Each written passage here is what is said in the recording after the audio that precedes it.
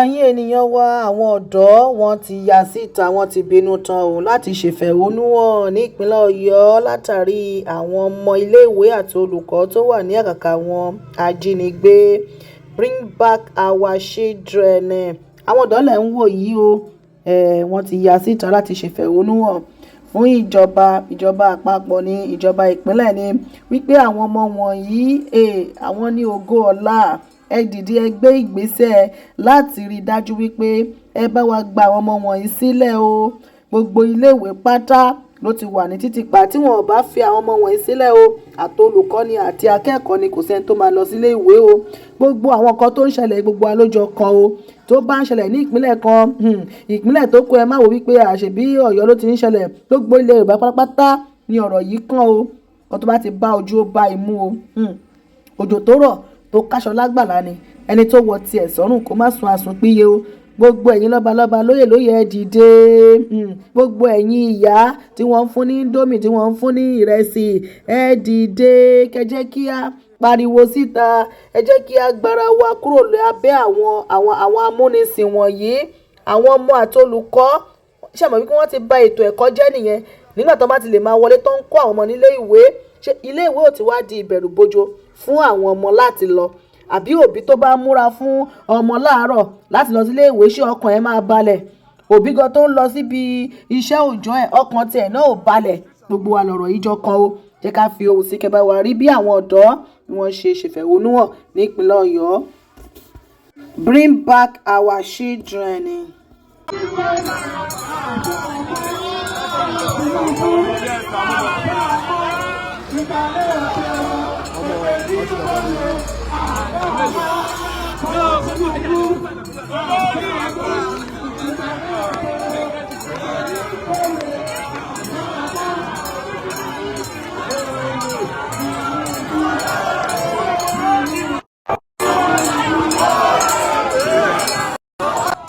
What's going on currently in Ibadan now? So currently we have a protest. The adoption of 47 Nigerian teacher. Since morning, young persons are taking over Ibadan. And we are currently protesting against the abduction of these children and pupils. The streets are locked down. As you can see, the streets are locked down.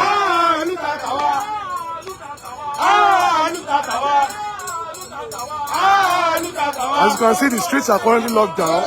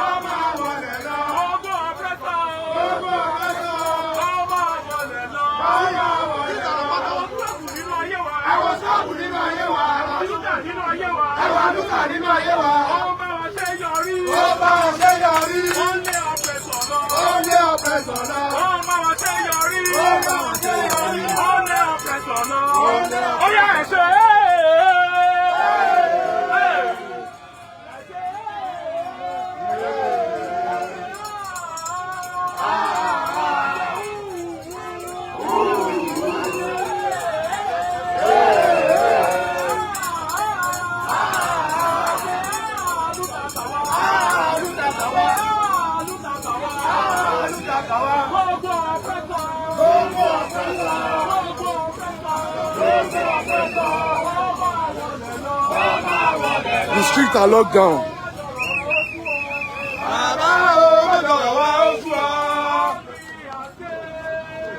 Protesters are currently headed towards the Oyo State Government House, as you can see.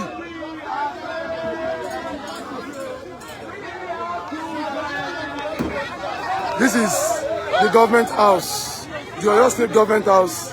Protesters march towards the Oyo State Government House, as you can see. Angry protesters already.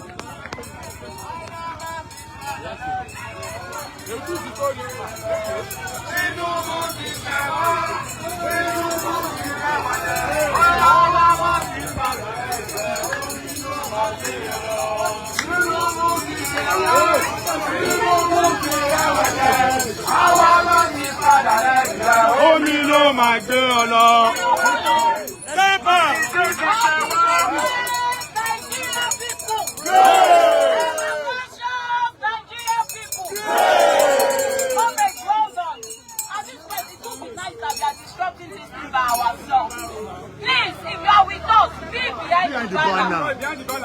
Be behind the banner. Only the children to be in the front. Please.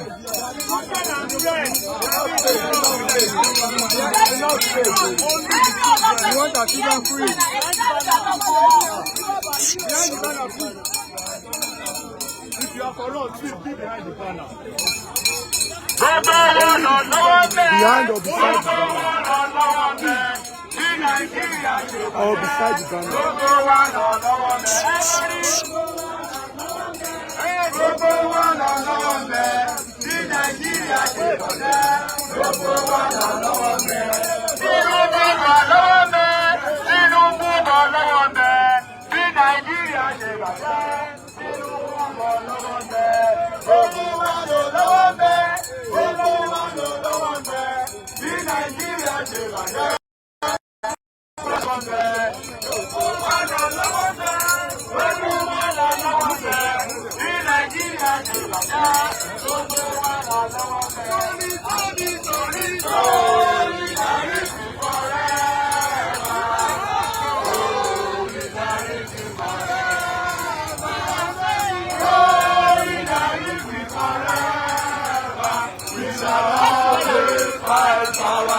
Look at it.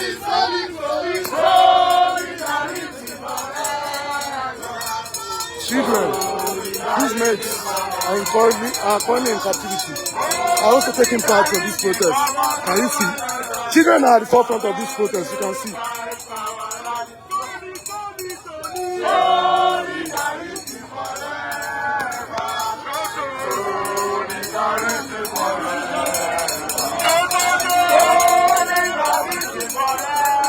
This is a children-led protest. This is Sahara reporters reporting live from the government house of Oyo State.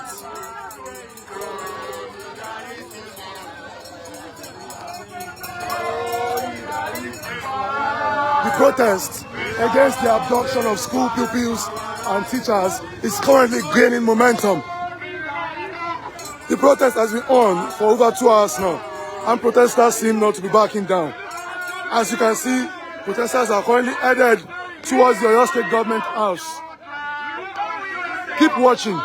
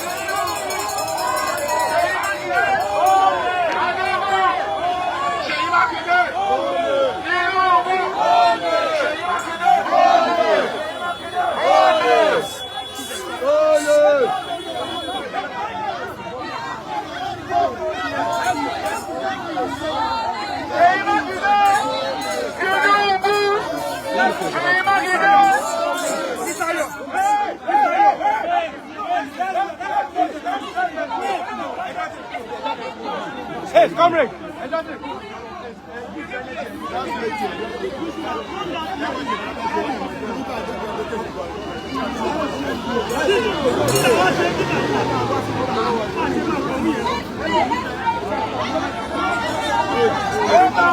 Release our children. What are we asking? Release our children. What are we asking? Release our children. Release our children. What are we asking? Gbogbo wọn lọ lọ́wọ́ bẹ́ẹ̀. Gbogbo wọn lọ lọ́wọ́ bẹ́ẹ̀. Bí Nàìjíríà ṣe bàjẹ́. Gbogbo wọn lọ lọ́wọ́ bẹ́ẹ̀. Ṣé Mákindé lọ́wọ́ bẹ́ẹ̀? Gbogbo wọn lọ lọ́wọ́ bẹ́ẹ̀. Bí Nàìjíríà ṣe bàjẹ́. Gbogbo wọn lọ lọ́wọ́.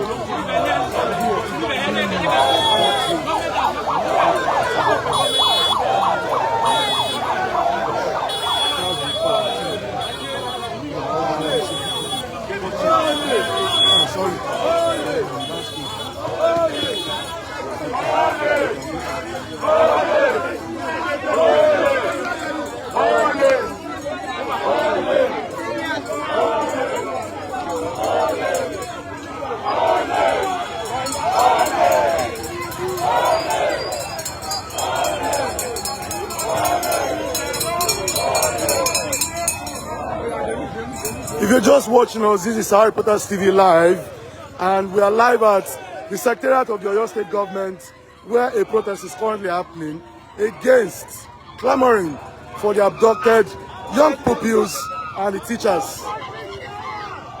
This is Harry Potter's reporting live.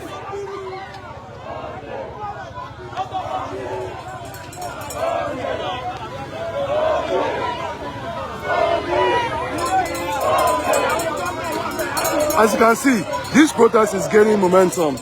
It started about 2 hours ago, and we can see no less than 1,000 people on the street at the moment, headed towards the office of the state governor, Seyi Makinde.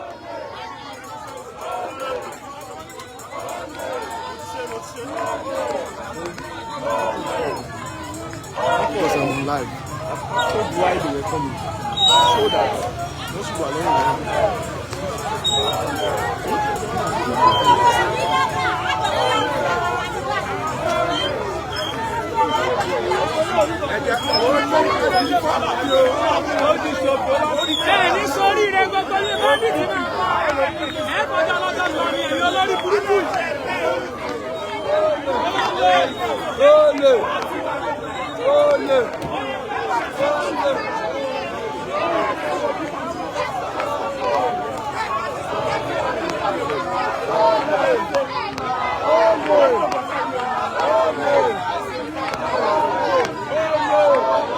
Clearly, the protesters are so angry, as you can see.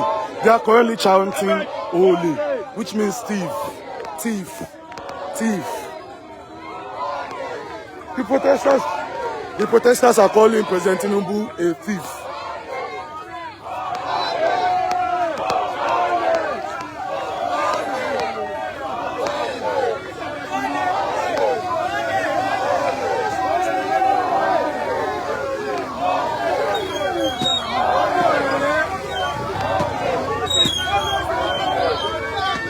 Àṣàkẹ́ TV show.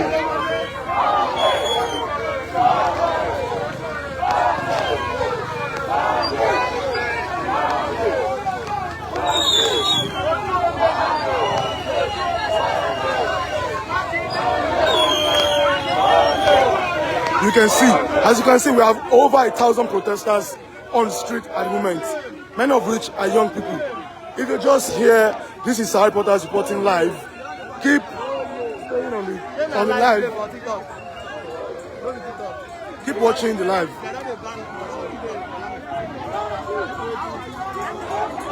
Keep watching this live as more events unfold.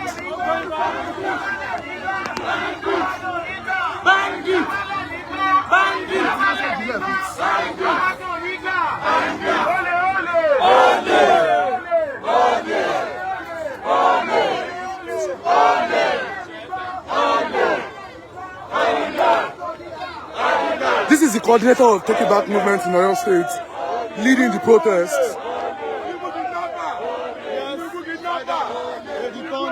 Our children, or we send Makinde and Tinubu packing from office. They don't deserve to be in that office. Today is just the beginning, and if they are not released within the next 24 hours, they are shutting down the entire Nigeria, not just for your state. Solidarity. Thank you very much.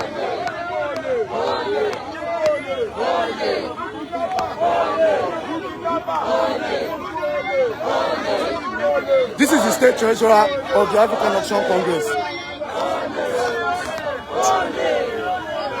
We are outside protesting against the insecurity.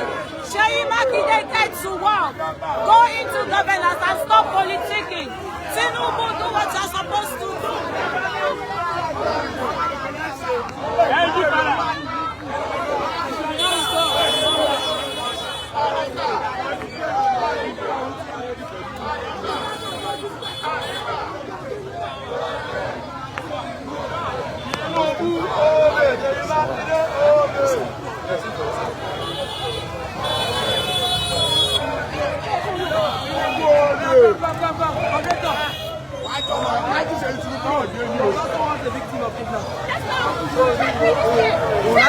This is a victim. This is a victim of kidnapping. This is Harry Potter's life.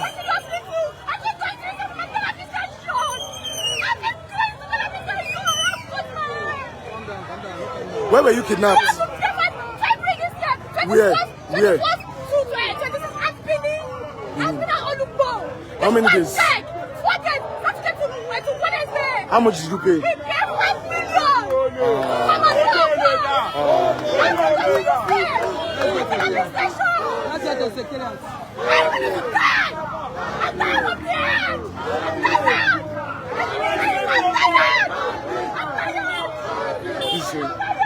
This is terrible.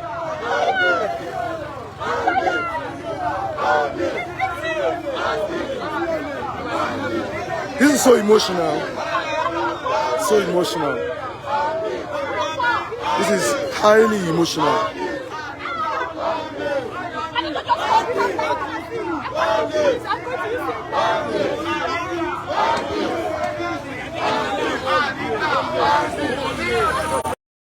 I don't know why I cannot see comments.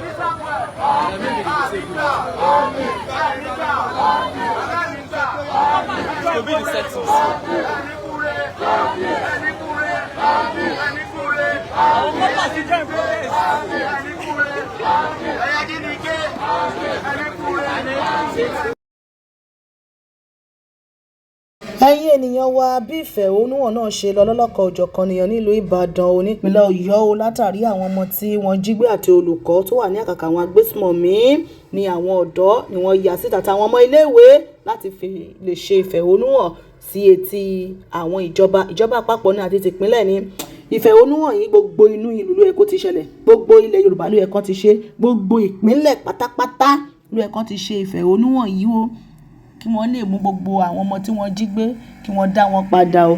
Please bring back our children ni o. Ìjọba Ṣèyí Mákindé bàbá Tinubu ẹ bá wa gbé ìgbésẹ̀ lọ́balọ́ba ẹ wá nǹkan ṣe sí i. ẹ̀yin èèyàn wa jẹ́ ká rí èròǹgbà yín ní abẹ́ fọ́nrán yìí.